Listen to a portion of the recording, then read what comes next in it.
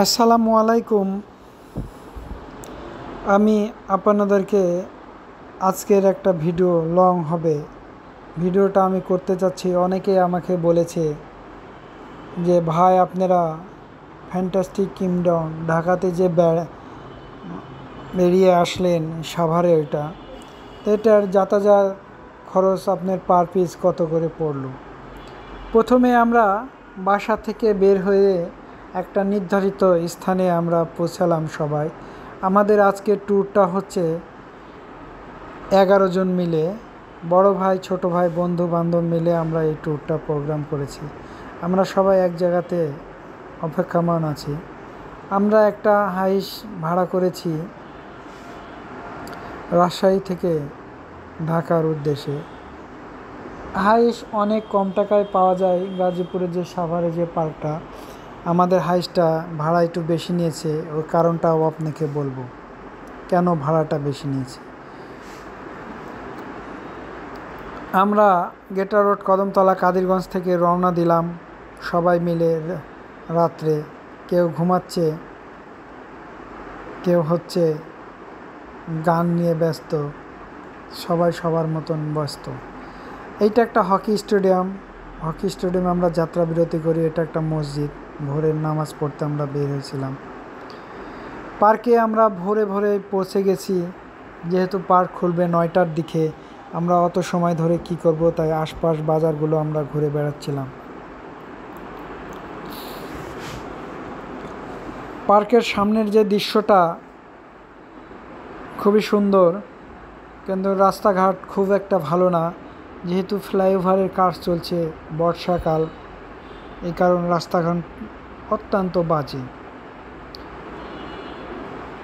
আমরা এখন একটা জীবনধারার মধ্যে পৌঁছেছি যে কোথাও গেলে ক্যামেরা বন্দি ভিডিও করে আমরা ওটা ঐতিহ্যটা তুলে ধরি, এবং আমরা সবাই ফেসবুকে কন্টেন্ট ক্রিয়েটর, সবাই সবার মতো ছবি তুলতে ব্যস্ত।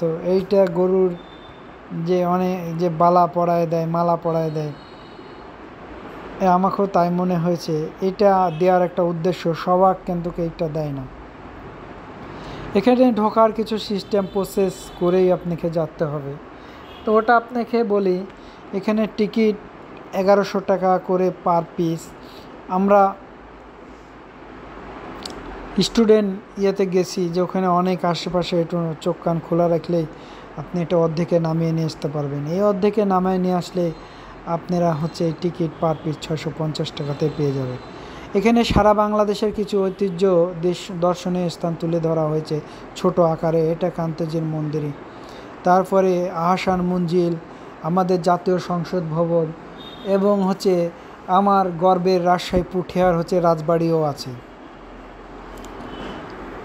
আমি ছোট কিছু সিনেম্যাটিক শর্ট হিসাবে এগুলো তুলে ধরছি, যে সারা বাংলাদেশে হয়তো অনেকে ঘুরতে পারে না দর্শনীয় স্থানগুলো, তার জন্য আমি এই ছোট স্থানগুলো তুলে ধরলাম এবং আমিও নিজে দেখে মুগ্ধ হলাম।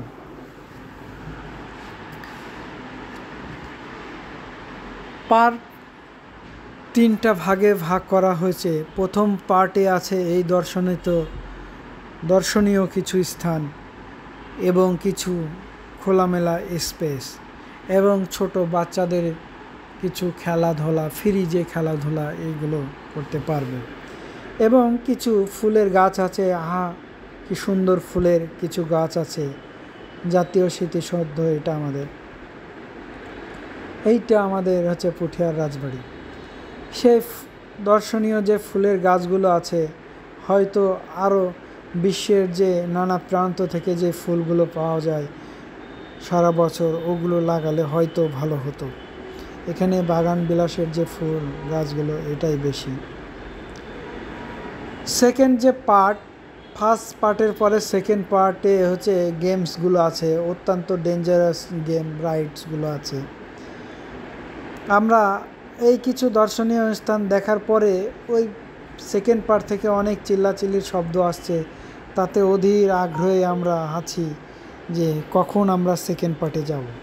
আমরা যেহেতু প্যাকেজে ছিলাম, গেমস রাইড ব্যবহার করলে হয়তো তার প্রত্যেকটা রাইডসের আলাদা আলাদা টাকা লাগবে, কিন্তু ওয়াটার ওয়ার্ল্ডের কোনো টাকা লাগবে না। আমরা এই দর্শনীয় স্থান দেখে আমরা সেকেন্ড পার্টে যাব এবং আপনাদেরকে এর ফাঁকে ফাঁকে আমি কিছু বলি। গাড়ির ভাড়ার কথা বলেছিলাম, কেন গাড়ির ভাড়া বেশি লাগবে। আমাদের গাড়িটার ভাড়া এই কারণে বেশি, আমাদের গাড়িটা হচ্ছে হাইস্টা এলপিজিতে চলে, অনেক সিএনজি যায়, সবই নিরাপদ। তারপরে আমরা এলপিজিটা বেটার মনে করেছি, তাই গাড়ির ভাড়া আমাদের 14,000 নিয়েছে। এই 14,000 টাকা 11 জনকে আমরা গুণ দেন, তাহলে আপনারা হচ্ছে এর ডিটেলসটা পেয়ে যাবেন যাতায়াতের জন্য এটা ভাড়া। এই জায়গাটা খুবই ডেঞ্জারাস একটা গেম, এই গেমে না চললে মনেই হবে না যে আপনি পার্কে এসেছেন। আমার তো আত্মা ভিতরে জানে একদম শুকিয়ে গেছে, অনেক ডেঞ্জারাস জায়গা। তো এখানে কিছু বাজে দিক আছে, ভালো দিক আছে, আনন্দেরও একটা দিক আছে। কিন্তু এখানকার যে স্টাফগুলো আছে তাদের উচিত, এখানে যারা সবাই বেড়াতে যায় তারা হয়তো কেউ নতুন কেউ জানে, কিন্তু বলতে চাই প্রত্যেকটা যাত্রীর যেন বেলগুলো হচ্ছে আপনি ঠিকঠাক দেওয়ার পরে গানেটা ছেড়ে। ওয়াটার কিংডমে আমরা ঢুকবো। এখানে ঢোকার একটা দৃশ্য আমার সবচেয়ে ভালো লেগেছে, গভীর একটা গুহা, মনে হচ্ছে আমরা সামুদ্রিক পথ দিয়ে চলছি। এই পথে সামুদ্রিক কিছু ইমেজ, 3D ইমেজ দিয়ে রেখেছে দেওয়ালে, মনে হচ্ছে যে জীবন্ত কিছু সামুদ্রিক মাছ, অক্টোপাস আমাদের পাশ দিয়ে চলাফেরা করছে। ওয়াটার কিংডমে ঢোকার জন্য আমরা সব অধীর আগ্রহে আছি। এর ফাঁকে আমি কিছু বলতে চাই, সেকেন্ড পার্টের পরেই এটা কিন্তু হচ্ছে থার্ড পার্ট, 3 নম্বর স্টেপ।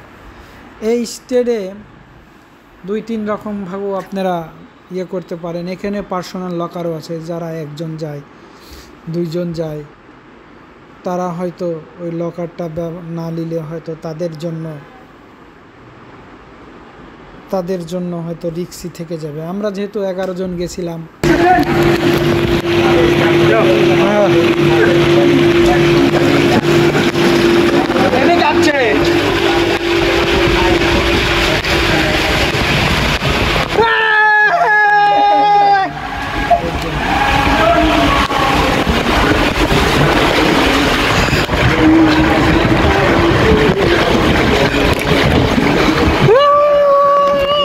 বলার মতো না, অনেক স্পিডে চলে। তার মধ্যে কিন্তু আমি ক্যামেরা দিয়ে ভিডিও করছি। আমার সাথে যে ছিল সে অত্যন্ত ভয় পেয়েছে, এবং আমার সামনে যাই ছিল আমার বন্ধু সামর, উনি অত্যন্ত সাহস, ওনাকে এর জন্য আমি সামনে দিয়েছি। আমি এটা বেশ কয়েকবার, 1 বার না 2 বার না 3 বার না 6 বার আমি খেলেছি। এতটা আনন্দ পেয়েছি তা বলে বোঝাতে পারবো না। এবং আমাদের যে সদ্য বড় ভাই রাসেল ভাই, উনি ছবি তোলা নিয়ে এত যে ব্যস্ত তা বলার মতন না। সে আমাকে বলেছে, মোকলেশ তুমি যাই করো ঠিকঠাক আমার ছবিগুলো তুলবা। তিনি কিন্তু আমার ফোনে অন্তত পক্ষে 150 পিস ছবি তুলেছে। তিনি অত্যন্ত একজন সাহসী ব্যক্তি, যে এইটা ছাড়া অন্যটাতে সে চড়তে ইচ্ছুক না। আমি জোর করে সেই ওয়াটার স্লাইডিংয়ে আমি ওনাকে তুলেছিলাম, সে অত্যন্ত খুশি হয়েছে। আর একটা দিক আপনাদেরকে বলি, এখানে এসে অনেকেই বলে, বাজে মন্তব্য করে যে ওটা ভালো না, নোংরামি চলে। আমার দৃশ্যতে আমি নোংরামি দেখতে পাইনি, কিন্তু মহিলা মানুষ আসলে গ্রুপিংয়ে আসবেন, অত্যন্ত ভালো হয়। আমরা যেদিন যাই মহিলা অনেক কম ছিল, পুরুষ অনেক বেশি ছিল। এইটা খুবই আনন্দ দিয়েছে আমাদের সবাইকে, সেই ছোটোবেলার কাদা মাখামাখির মতন। আধুনিক যুগের আধুনিক কাদা আমরা সবাই মাখামাখি। দেখেন উনি সব জায়গায় আগে আগে। তো আমরা এই দৃশ্যগুলো ধারণ করছি, সব গড়াগড়ি করছি। হ্যালো বিয়াস, এখন হচ্ছে সোনো আনন্দ পাচ্ছি। আইসের দেশে আসছি। এই ওয়াটার কিংডমে এসে একটা জিনিস আমার অভিজ্ঞতা হয়েছে। এর আগেও আমরা গেছিলাম নরসিংদী ড্রিম হলিডে। সেইখান করা যে ওয়াটার যে পার্কটা ছিল আর এখান করার মধ্যে অনেক পার্থক্য। নরসিংদী ড্রিম হলিডের ওয়াটার যে পার্ক, সেটার ঢেউয়ের গতি অনেক শক্তিশালী ছিল এবং সেইখান করা কিছু স্টেট মনে হয় বেশি ছিল। এইখানে ওয়াটার যে গেম, স্লাইডিং গেম, এইটা খুবই ভালো ওখানে করার চাইতে, নরসিংদী ড্রিম হলিডে চাইতে। কিন্তু ওখানে কিছু গরম পানির ব্যবস্থা ছিল, হালকা উশি গরম পানি, ফ্রেশ পানির ব্যবস্থা ছিল, যে কিছুক্ষণ পর পরে যে ফ্রেশ পানিতে গোসল করে নিতে পারবে। এখানে সেই ব্যবস্থা নাই। মনে হয় কিংডম ফ্যান্টাস্টিক চাইতে নরসিংদী ড্রিম হলিডে অনেক বেটার ছিল। তো তারই ফাঁকে আমি কিছু খরচটা বলে দিই। 650 টাকা করে পার হেড এবং গাড়ি ভাড়া 14,000 11,000 খেয়ে গুণ দিলে পেয়ে যাবেন। এবং আমাদের সকালের নাস্তা ও দুপুরের লাঞ্চ যাওয়া আসা দিয়ে 2500 থেকে 2600 টাকা করে পার পিস খরচ হয়েছে। সবাই সবার মতো নাচানাচি ব্যস্ত, আমিও সেই সাথে ভিডিও করতে ব্যস্ত। যেহেতু আমরা ফেসবুকে কন্টেন্ট ক্রিয়েটর, আমরা ছোট কন্টেন্ট ক্রিয়েটরগুলোকে সবাই সাপোর্ট করবেন। যেখানেই যাই কিছু দৃশ্য আপনাদেরকে তুলে ধরতে চাই। সব জায়গায় ভালো মানুষ, খারাপ মানুষ আছে।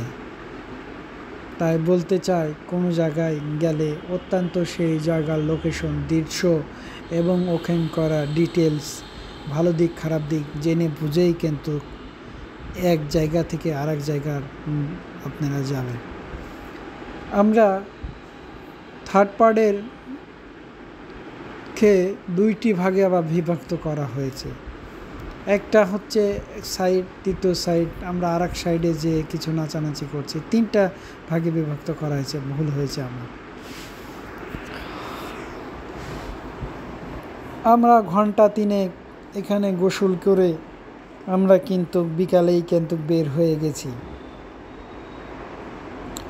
মজার ব্যাপার হচ্ছে যে এইখান করা যে ঢেউটা অতি চমৎকার, সবাই অনেক আনন্দ, অনেকেই গ্রুপিং করে এসেছে বেড়াতে। কিছু দৃশ্য দিলাম যে দেখেন তারা আনন্দে আছে কি। পোজ দেওয়ার দিকে সব একদম এক্সপার্ট। পার্সোনাল গাড়ি নিয়ে যাওয়ার কারণে আমরা অনেকটা আনন্দদায়ক ভ্রমণ করেছি।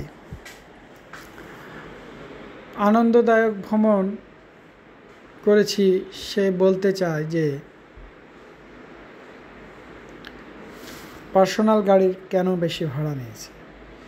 আমরা যেখানে ভালো লেগেছে চা কফি খাওয়ার জন্য ব্রেক করে আমরা সেখানে কয়েক মিনিট অবস্থান নিয়েছি এবং এই পার্কের কিছু দৃশ্য, কিছু সিনেম্যাটিক শট আপনাদের মাঝে তুলে ধরলাম। বন্ধু বান্ধব এর সাথে যে দৃশ্য, সিনেম্যাটিক শটগুলো অনন্তকাল এই ফেসবুকে থাকবে। ফেসবুক যতদিন থাকবে হয়তো থাকবে, আমি যতদিন বেঁচে থাকবো হয়তো থাকবে। তাই আপনাদের কাছে কিছু সিনেম্যাটিক শট তুলে ধরলাম।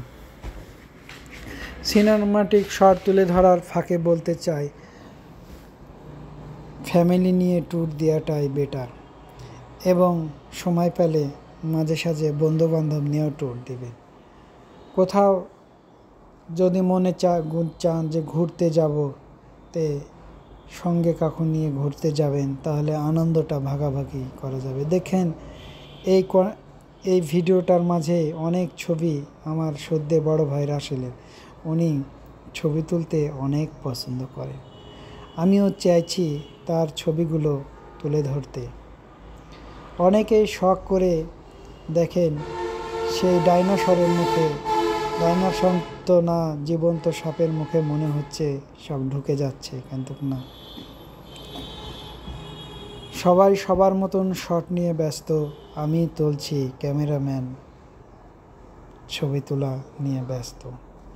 কিছু দৃশ্য, কিছু স্মৃতি আপনাদের মাঝে তুলে ধরলাম। ভালো লাগলে ভিডিওটা অবশ্যই লাইক, কমেন্ট, অন্ততপক্ষে একটা শেয়ার করে যাবেন। এরকম নতুনত্ব ভিডিও পাওয়ার জন্য আমার পেজটা অবশ্যই ফলো দিয়ে রাখবেন। আমি চাই কিছু আনাচা কানাচের ছবি আপনাদের মাঝে তুলে ধরতে।